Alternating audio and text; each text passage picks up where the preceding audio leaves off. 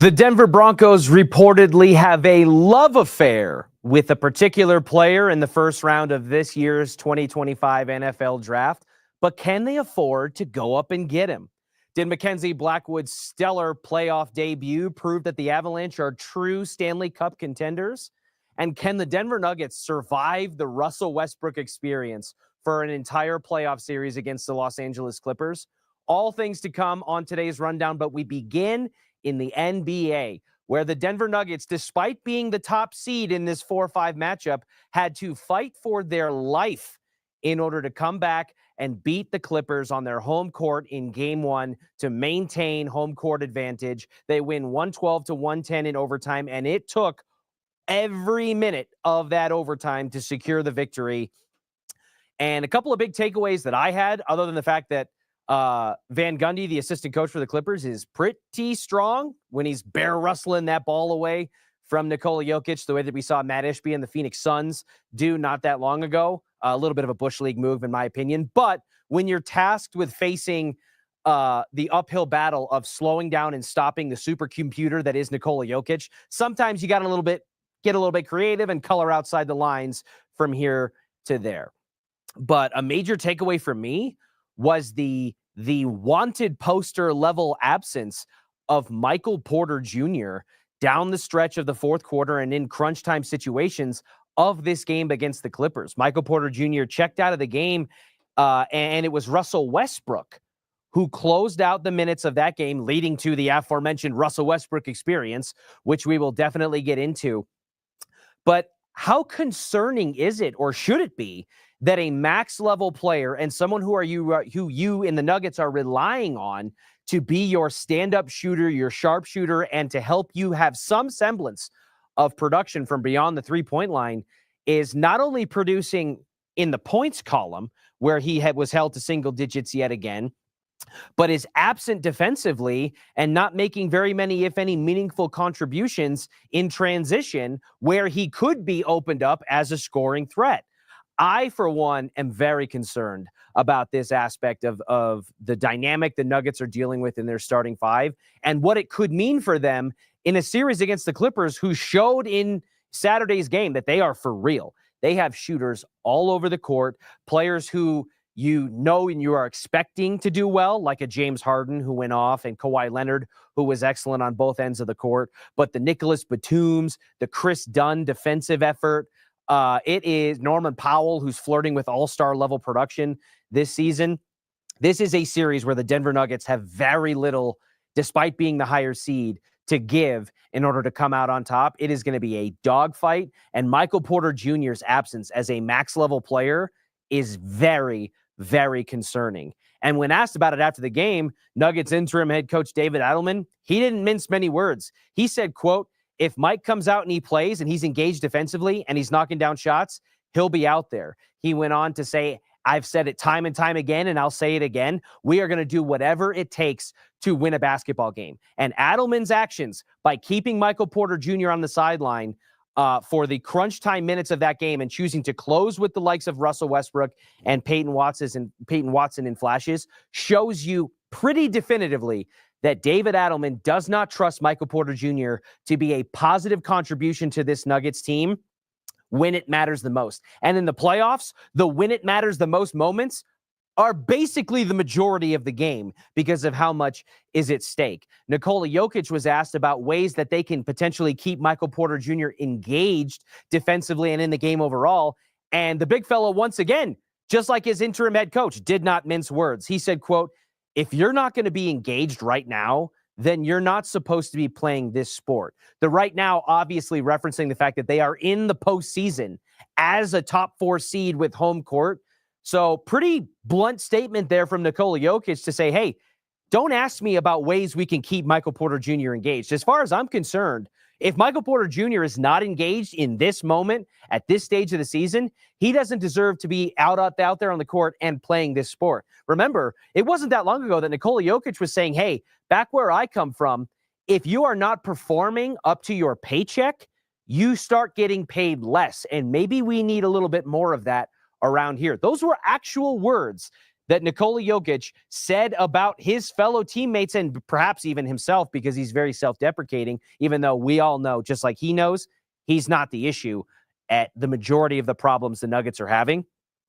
And it's hard not to think, looking back at that and combining it with Adelman's comments and Jokic's comments here, that Michael Porter Jr. is one of, if not the player that Jokic is referencing in that statement. And I got to tell you, man, you cannot have a hole on the floor the way that Michael Porter Jr. presents as a whole. And it's not encouraging at all. It's one thing to have a bad game, but and I can't believe I'm going to say this because of what I'm about to get into about this particular player, but it's one thing to be Russell Westbrook and you're giving it 110%, you're flying around, you're making engaged effort on both ends of the court, and it's just not going your way. You're making erratic mistakes, you're off shooting, you're this and you're that.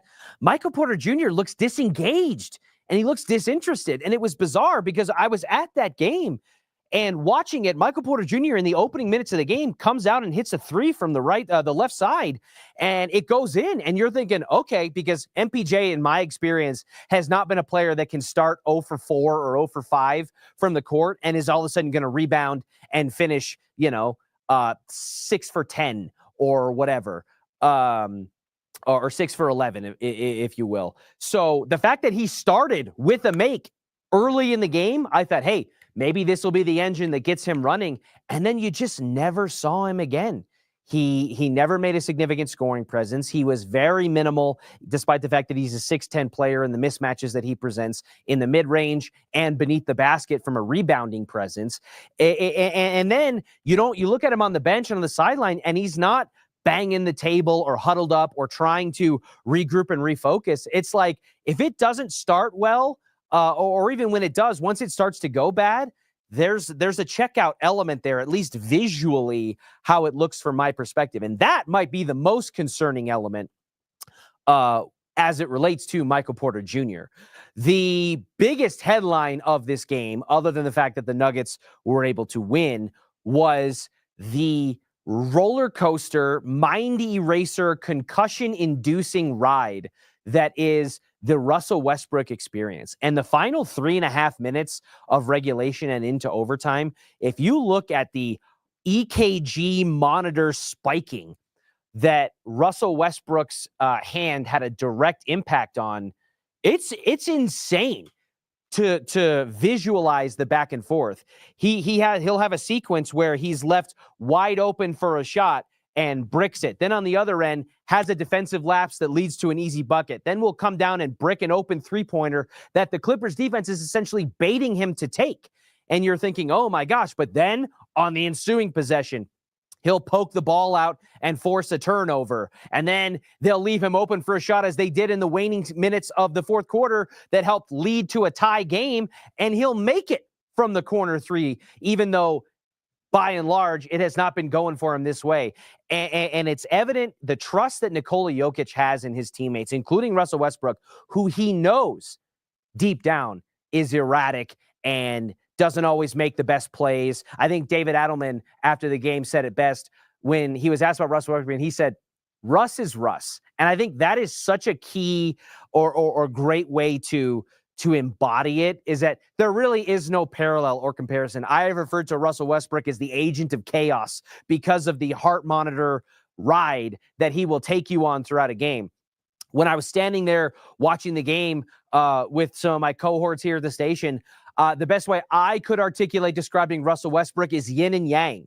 That every time there is a positive from Russell Westbrook, you can very quickly expect things to flip, and there will be pain associated with a very near possession. It's almost as if he's like a puppy dog or like a little kid that does something good and gets excited about it and is like, yeah, we're going to do it again. We're going to do it again. And it's just rushing in there. He's crashing the boards at 100 miles an hour, or he's driving to the basket, and it's almost like his brain is moving faster than his now, mid-30s age NBA body can keep up with. And it leads to some erratic and unforced errors that don't need to happen, like driving for a layup with 14 seconds left in the game when you're up by 1 and you have 11 seconds left on the shot clock. That ball needs to be kicked back out and drawn the clock down to preserve your lead. Thank God that Aaron Gordon got the offensive rebound and got fouled. But even with that, the Clippers still had a chance to tie or take the lead in regulation. And those are just in tight margin games, like we talked about with Michael Porter Jr. and how magnified those deficiencies can be when you have a little bit less margin for error and everything is tighter. That kind of situation is unacceptable. And then when you have the inbounds pass with 3 seconds left and the ball goes to Russell Westbrook and he doesn't know what to do with it, can't figure it out, and then tries to throw it off of a Clippers defender to try to reset the possession when there's no time left on the clock. So you had the ball in a tie game with 3 seconds left on your end of the court and you didn't get a shot off. So all of those things are just racing through my mind, and I'm sure yours as well, when you're watching Russell Westbrook on the court. But his defensive efforts, poking the ball out and getting a couple of key offensive rebounds late in the fourth and in overtime, without a doubt, helped secure the victory for the Denver Nuggets. And thus, we have the yin and yang, the agent of chaos, the Russell Westbrook experience. And while you want to commend a player like Russ for the mentality that he has, it does come with a cost and a potential worry on the other side. Westbrook, when asked after the game about his style of play and his contributions to the game, he said, quote, "People put a lot of emphasis on missed and made shots, but in the playoffs, all you've got to do is win the game. I don't give a damn how you do it. Just make winning basketball plays." And for all of the issues that Russell Westbrook had, he did make winning basketball plays, especially on defense. He went on to say, "My job is to be the low man and find ways to, pardon my French, F stuff up," for lack of a better censored phrase there.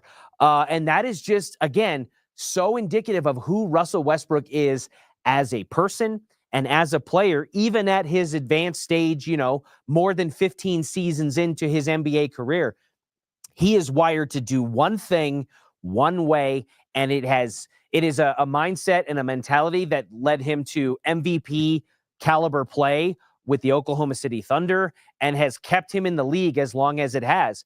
And the ultimate gamble within the Russell Westbrook experience is that if you are going to play him, and especially if Michael Porter Jr. is not engaged defensively and is not making an impact and making shots on the offensive end of the court, Russell Westbrook is inherently one of the better options for you to turn to, unless you want to, you can mix in Payton Watson and things of that nature. But this is who you brought Russell Westbrook in to be, to come off the bench and to lead the sixth man, kind of the second unit, and to be engaged defensively. So inherently, he did last night, in a lot of ways, what he was brought in to do, but that comes at a cost. And you just have to hope that the ill-advised layups with 14 seconds left in the game and 11 seconds left on the shot clock, rushing a shot where he gets blocked into the seventh row of the stands in the lower bowl there, not being able to get a shot off with 3 seconds left when he's the man that's destined and called upon to do so. You have to hope that those elements of the Russell Westbrook experience do not outweigh the payoff elements that you get from his timely defensive plays, his effort and energy beneath the glass to get rebounds, especially offensive rebounds. That is the gamble and the game that the Denver Nuggets are going to have to play. And we will find out starting tonight and over the course of this week in the early portion of this series, whether or not that Russell Westbrook experience is survivable for this Denver team over the course of their series with the Clippers. The Colorado Avalanche were also winners over the weekend, winning Game 1 in Dallas to steal, not maintain, home ice advantage.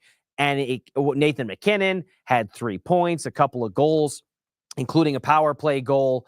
But the star of the show was Mackenzie Blackwood. And that is where we will go inside the action, presented by Embers Living. Elevate your outdoor living with full luxury outdoor kitchens featuring Twin Eagles appliances. Mackenzie Blackwood, in his first playoff debut, not just for the Colorado Avalanche, his first playoff game ever, could not have been more clutch. He finishes with 23 saves on 24 shots, and the shot he let past him was during a sequence in which he lost his stick behind the net and did not have it. So there's a part of me that is almost convinced that Mackenzie Blackwood pitches a shutout in this game against the Stars in his first playoff game ever if he doesn't lose his stick. It turned out not to matter because Blackwood's effort through the first 2.5 periods was enough to give the Avs offense time to really ignite the engines in a 5-1 victory that was not nearly as lopsided as that final score would indicate. Let's not forget, this was a 2-1 hockey game with 7 minutes left in the third period before the offense kind of exploded.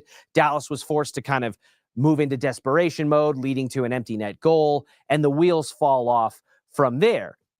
But Mackenzie Blackwood, and this is not to disparage the defensive play that was in front of Mackenzie, because I thought defensively, all three lines, Ryan Lindgren had an ill-advised delay of game penalty, looked a little rusty in parts, but all three pairings, in my opinion, for the Avalanche, especially that top pairing that's going to be so pivotal in this series, played really well in front of Blackwood, and I'm sure helped alleviate some of the tension and the nerves for a guy making his first postseason start for a team that has, quite frankly, a lot to lose.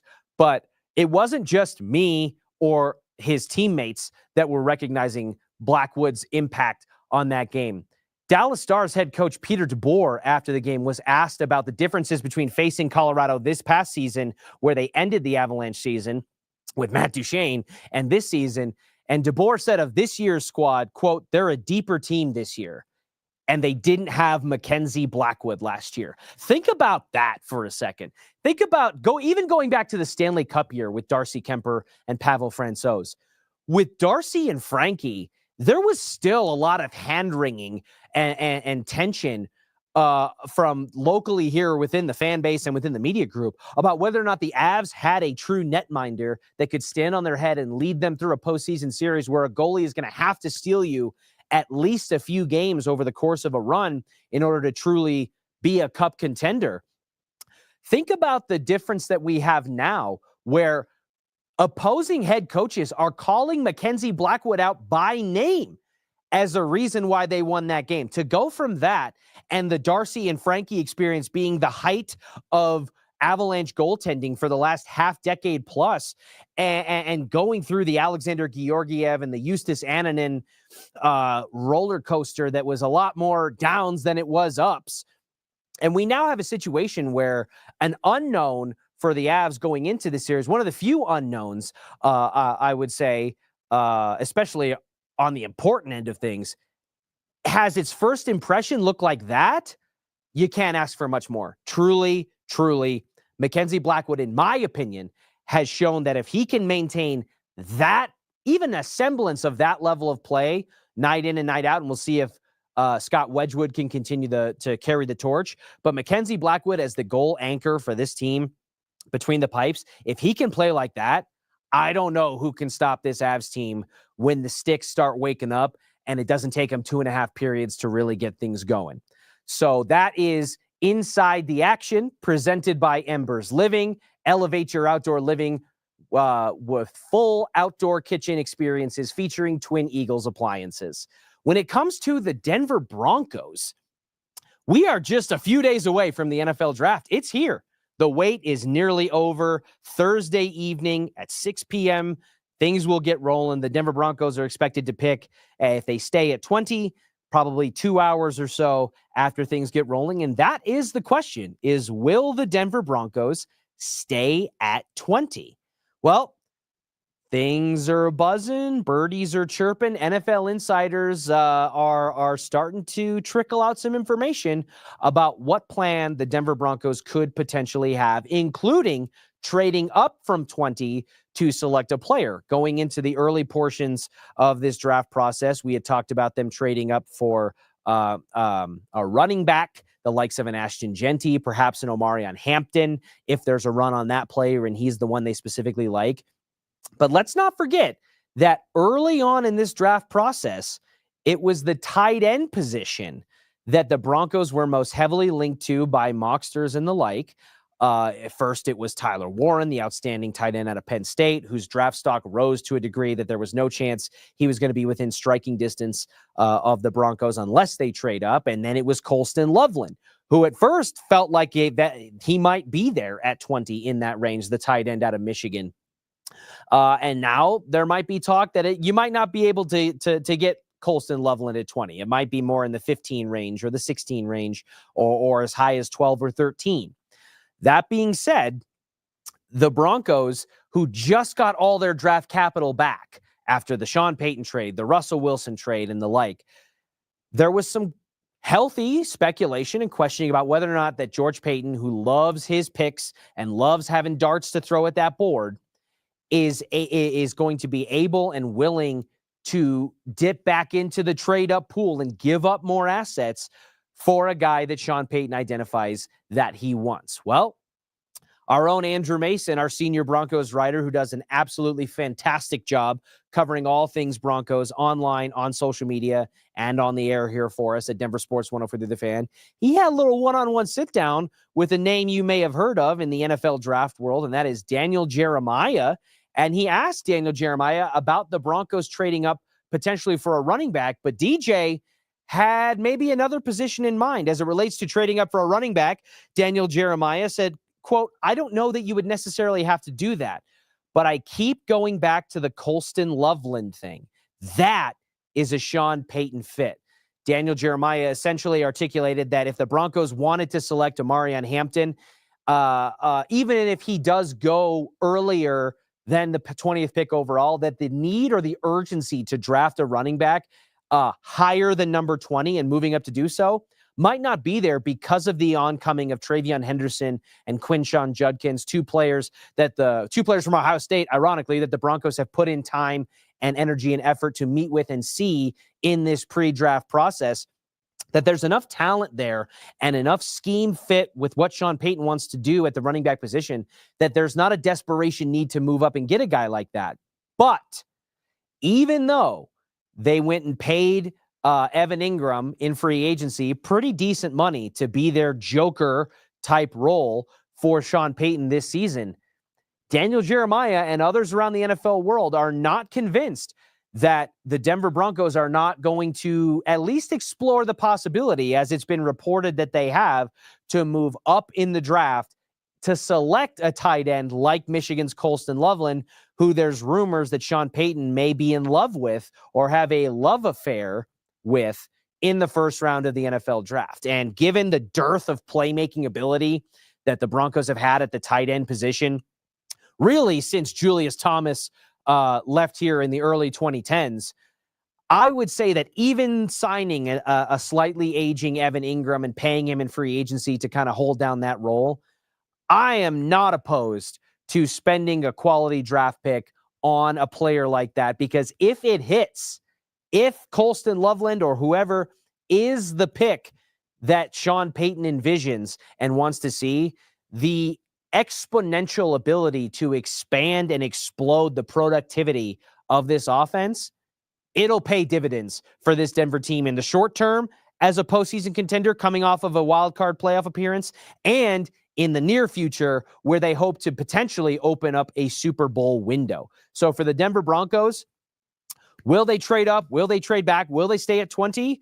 We only have a few days left to find out. But as we heard George Payton say at the late last week in their pre-draft presser, they've had framework conversations about potentially moving up and about moving back. And now you hear from Daniel Jeremiah and the Mina Kimes podcast and others about not just the interest or the framework of what it would look like, but having a pointed player, perhaps Michigan's Colston Loveland, that they would move up for. Those wheels are turning over there at Dove Valley, and we are only a few days away from finding out. Thank you all so much for joining me today. Appreciate you listening and joining along on this ride with us each and every day. As you do, like and subscribe to our YouTube channel at Denver Sports 1043. Follow us on X, Twitter, Facebook, or TikTok, wherever you get your socials, at DEN Sports 1043, and we will catch you tomorrow. I do what I love what I do. Second nature to put in the work.